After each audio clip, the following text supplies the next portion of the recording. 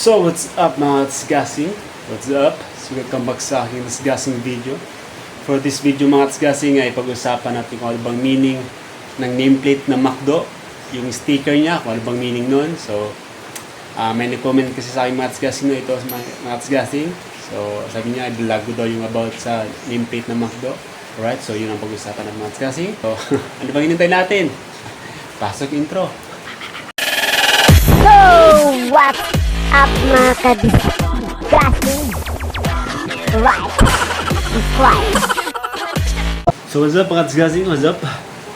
So bago tayo mag-start mga tsgasing, pwede bang sabi mga tsgasing, pwede bang makahingi ng support dyan, like and subscribe mga tsgasing para share na din mga tsgasing, no? Para malaman ng ating mga katsgasing dyan na gusto mag-apply ng McDo. So advance ka alam ito mga tsgasing sa nila para malaman din ng mga tsgasing, no? Alright? So bago natin mga tsgasing, shoutout pala sa nag-comment mga tsgasing kay Raymart and kay Roski Pogi sa McDonald's. So shoutout sa tayo. So yun mga tsgasing, pag-usapan natin mga tsgasing, no? Kung ano bang meaning ng nameplate ng McDo ito mga tsgasing, no? Ito yung nameplate ito mga tsgasing. Ito mga tsgasing pa, pag-ito pa ito yung nameplate ito mga tsgasing. Yan. Mga tsgasing. Yan, nameplate ito mga tsgasing. Yan, pag-usapan natin mga tsgasing. Right?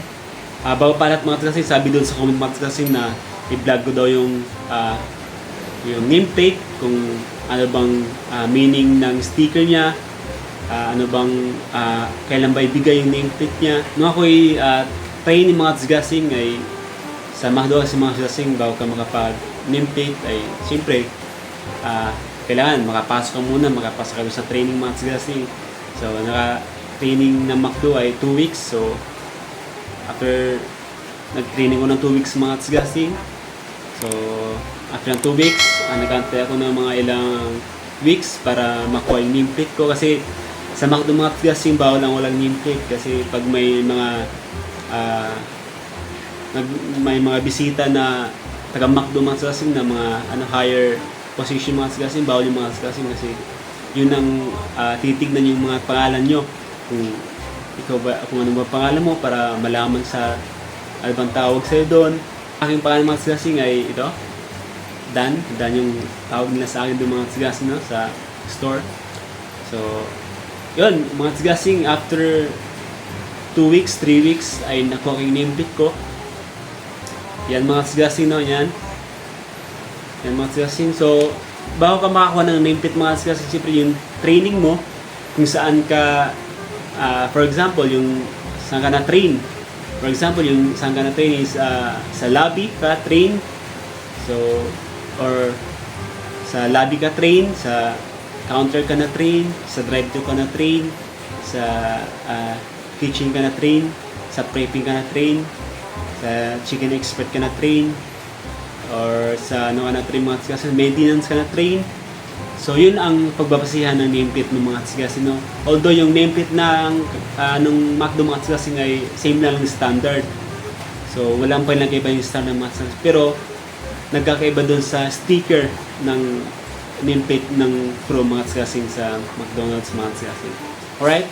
So nung nakuha ko yung nameplate ng mga tsgasing ay yung sticker niya mga tsgasing, ano pa lang siya? 2, 4,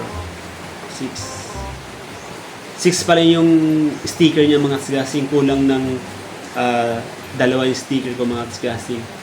So itong vlog to mga tsgasing, no, ay nakadepende lang dito sa knowledge ko about dun sa pagtatrabaho sa McDo mga tsgasing. And also mga tsgasing ay nagtatanong din ako dun sa crew chief kung saan ako nag-work mga tsgasing, no? So kung ano yung sagot niya, yun din ang binabase ko mga tsgasing. So ang sticker ng ang nameplate at ang sticker ng Crow mga tsgasing ay nakadepende doon sa kung saan ka na-train na station mga tsgasing. For example, yung na-train ka is drive-thru. So iba yung nameplate ng drive-thru, iba yung nameplate ng counter, iba yung nameplate ng kitchen, iba yung nameplate ng prepping mga tsgasing. So iba-iba sa mga tsgasing, or although same lang silang standard ng nameplate nila mga tsgasing, pero magkaiba sila sa sticker. Kasi kung saan ka na-train na station mga kasing, yun ang nameplate ko. So, ako ay na-train sa linear mga kasing, sa mga chicken, sa mac, sa mga burgers mga kasing, doon ako na-train. So, ito yung nameplate ko mga kasing. Yan. Ito yung nameplate ko. So, correct me if I'm wrong mga kasing nun, yung mga kasing dyan na matagal na rin. So, kung may mali ako, so pwede kayo mag-comment dyan. Kung may mga mga kasing, may mga kulang ko na sinasabi, so pwede kayo dyan mag-comment mga kasing para matama natin yung mga mali natin mga kasing. Right? Ito yung nameplate mga kasing, no? So, may kulang pa siya mga kasing, may kulang pa siya na ilang. Mga kasing, may kulang pa siya. Yan, may kulang pa siya na isa. So, yung nag-ano mga kasing, dalawa yan, yung hindi pa ako regular. So yung na-regular mga kasing is nadagdagan siya ng mga kasing na sticker. So, yan. Yun ang kasing natin yan, yung nagtatanong si Raymart. So, yun ang meaning ng nameplate mga kasing, no, kung saan ka na-train at verify ka mga kasing. Kung hindi ka verify mga kasing, hindi ka pwedeng bigyan ng sticker. Hindi ka pwedeng bigyan ng nameplate mga kasing. Dapat verify ka dun sa station mo. Dapat kabisado kasi bago ka bigyan ng schedule ng McDo, dapat bago ka matapos yung training mo, tinetest ka muna ng mga manager kung may natutunan ka ba dun sa training mo, kung ano bang natutunan mo dun sa training mo mga kasing. So dun sila mag-base dun sa sticker mo kung saan ka ba qualified na station mga kasing. So yun yung meaning ng sticker ng McDo mga kasing, no.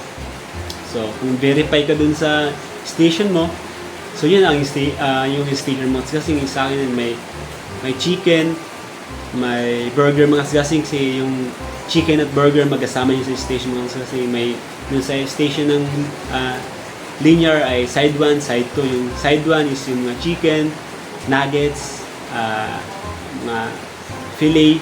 So dun sa side 2 mga kasing, mga burger, so magkasama yung mga kasing.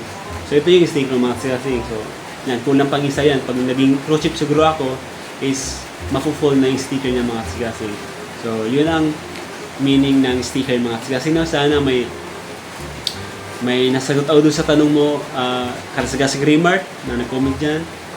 So yun, nakuha ko yung sticker ko. Nung nakuha ko yung nameplate ko mga kasing ay 3 weeks, 2 weeks lang. So kasi bawal matagal ibigay yung nameplate kasi bawal yun sa McDo na wala kang pangalan mga kasing. Dapat may nameplate talaga. So right mga kasing, yun lang mga kasing, no? Sana may natutunan kayo sa video na to. So yan, about sa sticker, about sa nameplate. So sana may sagot ako. So yun lang mga kasing. So salamat sa panonood. Alright. So mga kasing natin dyan, kung gusto nyo mag-apply, apply lang mga kasing. Walang posible sa Panginoon, dapat mag-prepare lang tayo mga kasing. Alright? So, yun lang mga kasing. Salamat!